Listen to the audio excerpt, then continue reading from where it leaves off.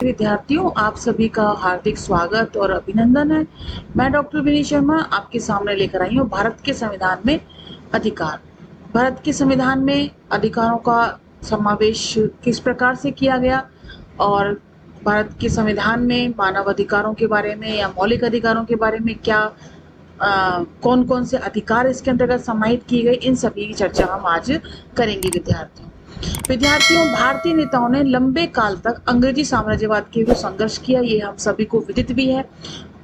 गुलामी और निरंकुश शासन का उन्हें अनुभव था, इसलिए ये स्वाभाविक ही था कि लोकतंत्र और नागरिक अधिकारों की और उनका झुकाव होगा ही होगा।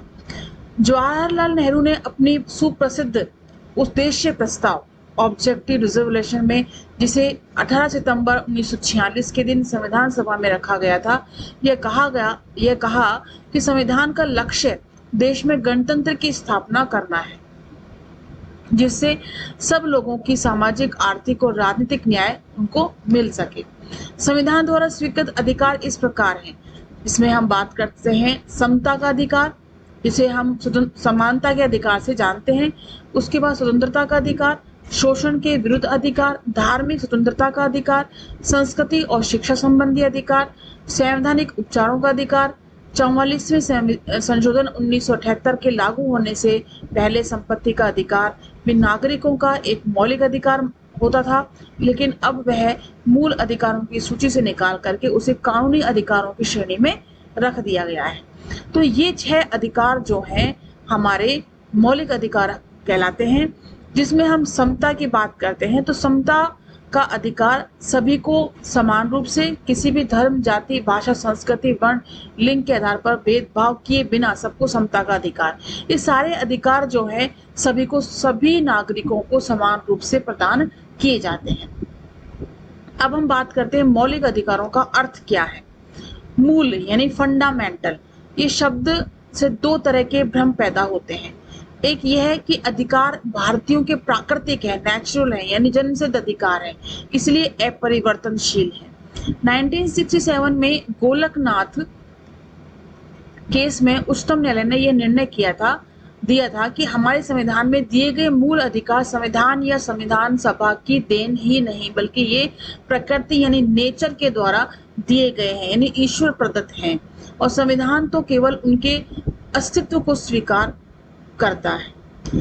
इससे निष्कर्ष ये निकला कि जब ये अधिकार संविधान द्वारा दिए ही नहीं गए हैं, तो उन्हें संविधान के संशोधन के द्वारा छीना नहीं जा सकता। ठीक है विद्यार्थियों, इस तरह का अब कोई मूल्य नहीं रह गया है। चूंकि गोलकनाथ के निर्णय को केशवरन भारती के मामले 1978 में स्वयं उच्चतम न्यायालय ने उलट दिया, यानी परिवर्तित कर दिया। वास्तव में मौलिक अधिकारों को प्राकृतिक अधिकारों की श्रेणी में रखने की आवश्यकता नहीं है। प्रकृति या प्राकृतिक ऐसे शब्द हैं जिनका कोई स्पष्ट अर्थ है ही नहीं। इसके अतिरिक्त अधिकारों का सृजन राज्य के कानून करते हैं, प्रकृति नहीं करती है। दूसरा भ्रम यह हो सकता है कि मौलिक अधिकार पूर्ण और असीम हैं, एब्सोल्यूट है, इन पर किसी प्रकार का कोई प्रतिबंध नहीं लगाया जा सकता। इस संबंध में हम केवल यही कहेंगे कि अधिकारों को यदि असीम मान लिया जाएगा तो बहुत शीघ्र ही अराजकता की स्थिति उत्पन्न हो जाएगी, और ऐसी स्थिति में कोई भी अपने अधिकारों का भरपूर प्रयोग नहीं। मौलिक अधिकारों का तात्पर्य उन अधिकारों से है जो व्यक्ति और समाज के बहुमुखी विकास के लिए अपरिहार्य है, मतलब आवश्यक है, जिनका आश्वासन देश की मौलिक विधि देती है। देश की मौलिक विधि, फंडामेंटल लॉ ऑफ लैंड का अर्थ है संविधान। चूंकि ये अधिकार संविधान द्वारा सुरक्षित है, इसलिए राज्य का कोई भी अंग, विधानमंडल या कार्यपालिका इसका उल्लंघन नहीं कर सकता, और यदि वह ऐसा करेगा तो उच्चतम या उच्च न्यायालय द्वारा उसका ये कार्य अमान्य होगा। क्या मतलब हुआ? ये अधिकार संविधान द्वारा सुरक्षित है, इसलिए राज्य का कोई भी अंग, यानी अंग कौन से, विधानमंडल है चाहे कार्यपालिका है, वो इसका उल्लंघन नहीं कर सकता है। यदि वह ऐसा करेगा तो उच्चतम न्यायालय यानी कि न्यायपालिका जो है उसे अमान्य घोषित कर देगी। अब बात आती है मौलिक अधिकारों का महत्व क्या है, उद्देश्य क्या है। सबसे पहले बात, अधिकारों के बिना व्यक्ति का पूर्ण विकास नहीं हो सकता। बच्चों, अधिकार के बिना, बिना अधिकारों के हमारे पास कुछ भी हाथ में नहीं है, हम अपना विकास नहीं कर सकते हैं। लास्की कहता है, अधिकार सामाजिक जीवन की वे दशाएं हैं जिनके बिना कोई व्यक्ति अपने व्यक्तित्व का सर्वोच्च विकास नहीं कर सकता। प्रत्येक व्यक्ति में कुछ गुण होते हैं, कुछ शक्तियां होती हैं जिनका विकास के बिना वह आगे नहीं बढ़ पाता है, जैसे जीवन की रक्षा, आर्थिक सुरक्षा, धार्मिक स्वतंत्रता, विचारों को प्रकट करने की स्वतंत्रता। ये सब ऐसे अधिकार हैं बच्चों जो हर व्यक्ति के लिए उपयोगी होते हैं और किसी एक व्यक्ति के लिए नहीं, इसलिए उन्हें मूल अधिकारों की श्रेणी में रखा जाना स्वाभाविक होता है। नागरिक स्वतंत्रताओं के बिना लोकतंत्री सरकार चल ही नहीं सकती है। लोकतंत्र में लोकमत या जनता के मत का बहुत महत्व होता है।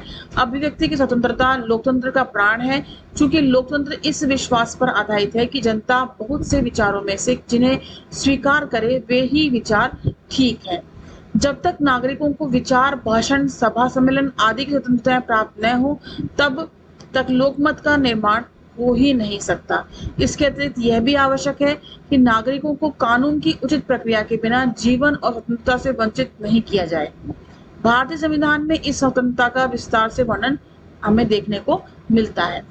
विधानमंडल और कार्यपालिका अधिकारों का उल्लंघन नहीं कर सकते। इन अधिकारों को मौलिक अधिकार इसलिए भी कहा जाता है बच्चों, क्योंकि देश की मौलिक विधि, fundamental law of the land, यानी संविधान में शामिल किया गया है और संविधान में संशोधन के बिना उन्हें घटाया या बढ़ाया नहीं जा सकता। अर्थात विधानमंडल और कार्यपालिका मनमाने ढंग से मौलिक अधिकारों का हनन नहीं कर सकता है और अधिकारों को कम करना या घटाना बढ़ाना संविधान संशोधन के द्वारा ही होगा। अधिकारों को लागू करने की व्यवस्था की गई है। संविधान ने नागरिकों को जो अधिकार दिए गए हैं उन्हें लागू करने की भी व्यवस्था की है और अधिकारों को लागू करने के लिए नागरिक न्यायालयों की शरण ले सकता है और मौलिक अधिकारों की रक्षा के लिए न्यायालय बंदी, प्रत्यक्षीकरण, अधिकार प्रच्छा, प्रतिषेध आदि लेख जारी कर सकता है, जिसे संवैधानिक उपचारों के अधिकार में दिया गया है। संविधान ने उच्चतम न्यायालय और उच्च न्यायालय को यह भी शक्ति दी है कि वे मौलिक अधिकारों की रक्षा के लिए संसद या किसी भी राज्य के विधानमंडल के द्वारा बनाए गए कानून को अवैध या शून्य घोषित कर सकता है। मौलिक अधिकार देश की आधारभूत एकता को भी प्रकट करता है। बच्चों, मौलिक अधिकार का महत्व इसलिए भी होता है कि देश की मौलिक एकता, ठीक है, एकता प्रकट हो सके, जिसमें भारत जो विशाल देश है, मजहब, जाति और संप्रदायों में बहुत विभक्त है, अलग अलग संप्रदाय, मजहब है। मौलिक अधिकार सभी देशवासियों को समान रूप से उपलब्ध होते हैं और संविधान का 15वां अनुच्छेद कहता है कि राज्य केवल धर्म, मूल वंश, जाति, लिंग, जन्म स्थान, इनमें से किसी भी एक आधार पर नागरिकों से भेदभाव नहीं करेगा, सभी को समान रूप से देखेगा, सभी के साथ समान रूप से व्यवहार करेगा। अब बात आती है मौलिक अधिकारों की प्रकृति और विशेषताएं। अधिकारों की कई श्रेणियां हैं बच्चों, जैसे समता का अधिकार, स्वतंत्रता का अधिकार, शोषण के विरुद्ध अधिकार। मौलिक अधिकारों की प्रकृति और विशेषताओं को हम देखते हैं। सबसे पहले, कुछ अधिकार सभी व्यक्तियों को प्राप्त है और कुछ केवल नागरिकों को ही प्राप्त है। जैसे भारत में जो लोग निवास करते हैं उन्हें जो लोग निवास करते हैं उन सभी को, चाहे वे भारत के नागरिक हों अथवा नहीं, कौन से अधिकार प्राप्त हैं? जीवन व माल असबाब की सुरक्षा, जीवन की सुरक्षा और शरीर की सुरक्षा और उनकी संपत्ति की सुरक्षा, धार्मिक स्वतंत्रता तथा शोषण के विरुद्ध अधिकार। परंतु निम्नलिखित अधिकार ऐसे हैं जो नागरिकों को ही दिए गए हैं, जैसे सरकारी पदों पर नियुक्ति के लिए अवसरों की समानता, भाषण और अभिव्यक्ति की स्वतंत्रता, सभा, सम्मेलन और समुदायों के निर्माण की स्वतंत्रता, देश के एक भाग से दूसरे भाग में जाने आने की स्वतंत्रता, देश के किसी भी भाग में बस जाने की स्वतंत्रता। वास्तव में स्वतंत्रताएं जो हैं नागरिकों को देश के सामाजिक, राजनीतिक जीवन में खुलकर भाग लेने का अवसर प्रदान करती हैं। इसलिए विदेशियों को इस तरह की स्वतंत्रताएं नहीं दी जा सकती। जो विदेशी होते हैं ये स्वतंत्रता उनको प्राप्त नहीं होती है। दूसरा जो आता है इसकी विशेषता, वो ये है कि राज्य कोई ऐसा कानून नहीं बनाएगा जिससे मौलिक अधिकारों का उल्लंघन हो। मतलब कोई भी राज्य सरकार जो है या केंद्र की सरकार जो है, कोई भी ऐसा कानून नहीं बनाएगी जिससे नागरिकों के मौलिक अधिकार जो है, मौलिक अधिकारों का शोषण हो, है ना। तो संविधान ये घोषणा करता है कि राज्य कोई ऐसा कानून नहीं बनाएगा जिससे मूल अधिकार सीमित हो। राज्य शब्द का यह यहाँ बहुत व्यापक अर्थों में प्रयोग किया गया है। उसके अंतर्गत विधानमंडल और कार्यपालिका दोनों आ जाते हैं।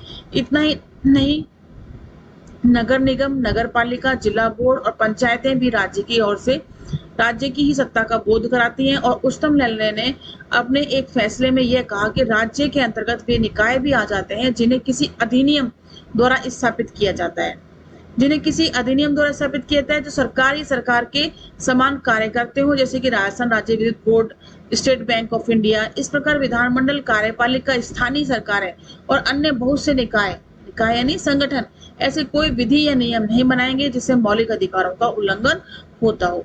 वे उपबंध जिनका उल्लंघन करना अपराध है। कुछ अधिकार ऐसे हैं बच्चों जो व्यक्तियों और निजी संस्थाओं के कार्यों पर प्रतिबंध लगाते हैं, जैसे मानव व्यापार, है ना, मनुष्य का व्यापार करना, बेगार, है ना, जबरन मजदूरी, इनकी मनाही की गई है। इसी प्रकार 14 वर्ष से कम आयु के किसी बालक को फैक्ट्री, खान या जोखिम के काम पर लगाने की मनाही की गई है और संविधान द्वारा छुआछूत बरतने की मनाही भी की गई है। इन उपबंधों को तोड़ना अपराध है जिनकी सजा कानून के अनुसार दी जा सकेगी। अधिकार कानून है जिन्हें अदालतों द्वारा लागू किया जा सकता है।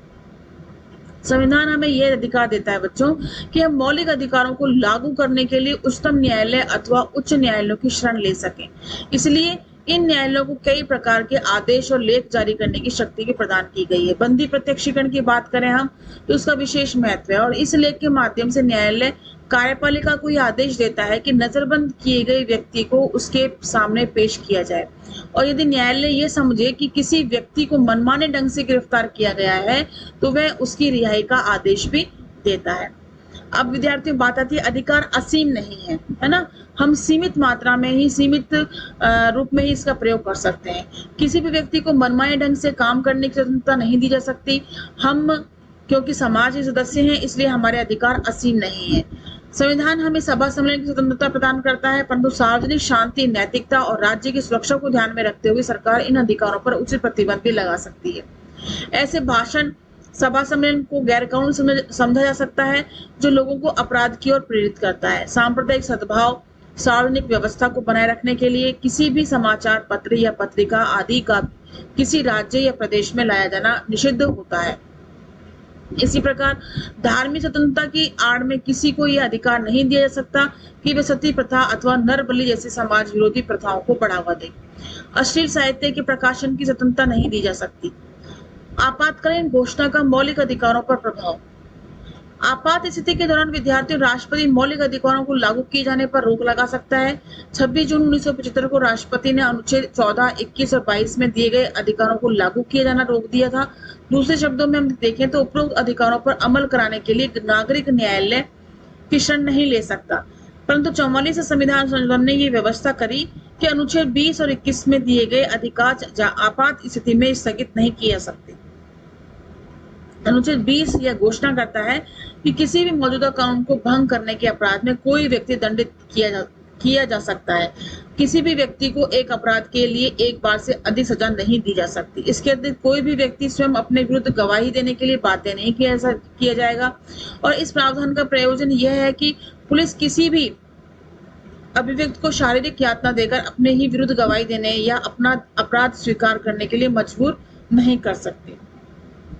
पुलिस या गुप्तचर विभाग का दायित्व है कि वे प्रमाण या सबूत इकट्ठे करके न्यायालय अपना काम करे और न्याय की अभियुक्त की यंत्रणा करे, यानी अभियुक्त को परेशान करे।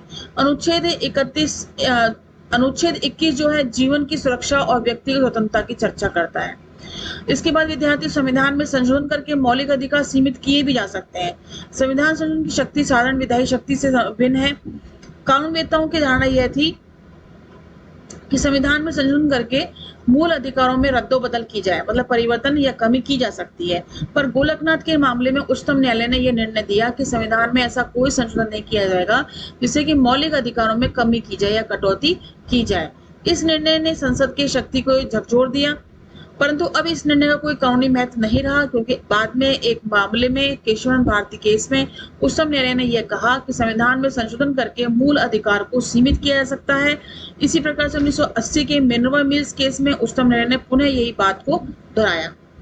इसके बाद विद्यार्थियों संविधान नागरिक स्वतंत्रताओं पर ज्यादा बल देता है। ऐसा लगता है कि संविधान की दृष्टि में नागरिक स्वतंत्रता यानी कानून के समक्ष समता, भाषण की स्वतंत्रता, संस्कृति और शिक्षा संबंधी अधिकार पर ही केंद्रित रहा है। संविधान नागरिकों को काम पाने का अधिकार, बुढ़ापे व बीमारी की स्थिति में राज्य की ओर से पोषण पाने का अधिकार प्रदान नहीं करता। कुछ नीति निश्चित सिद्धांतों को प्रभावी बनाने के लिए मौलिक अधिकारों में काट-छाँट भी की गई है। जैसे 39B में देखें, 39C में दिए गए निर्देशित सिद्धांतों को अमल में लाने के लिए यदि कोई कानून बनाया जाता है, तो इसे इस आधार पर चुनौती नहीं दी जा सकती कि वह मौलिक अधिकारों को छीनता है या कमी करता है। 39 और 39C क्या है?